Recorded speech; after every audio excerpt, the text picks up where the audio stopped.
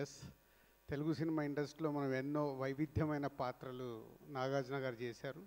First time ఒక negative role కూడా నాగార్జున గారు చేస్తున్నారు. ఇది లోకేష్ గారు ఏదైతే ప్రీవియస్ ఫిలిమ్స్లో ఎవ్రీ క్యారెక్టర్ని హీరోలు యాక్ట్ చేసినప్పుడు ఎలా డిజైన్ చేయాలో లోకేష్ గారికి బాగా తెలుసు. సో రజనీకాంత్ గారు చెప్పినట్టు నాగార్జున గారు మళ్ళీ ఒక కొత్త అన్నమయ్య అప్పుడు ఒక డివైన్ టచ్ ఎలా అయితే స్టార్ట్ చేశారో ఇప్పుడు నెగిటివ్ రోల్లోకి రావడం ఈ సినిమాకి పెద్ద అసెట్ కాబోతుంది. ఎందుకంటే చూస్తూనే ఉన్నాం, ప్రేక్షకులు కూడా ఇప్పుడు హీరోలుగా చూడటానికి ఇష్టపడట్లేదు. సో హీరోలే సంథింగ్ ఇంకేదో కొత్తగా చేస్తానే చూస్తున్నారు. మనము ఇటు పుష్ప కానీ అంతకుముందు కేజీఎఫ్ కానీ ఎన్నో సినిమాలు చూసాం. అలాగే లోకేష్ గారి సినిమాల్లో సూర్య గారిది లాస్ట్ ఫిలింలో చూసాం ఇలా. So sir welcome, is a new వరల్డ్లోకి వస్తున్న నాగార్జున గారికి వెల్కమ్.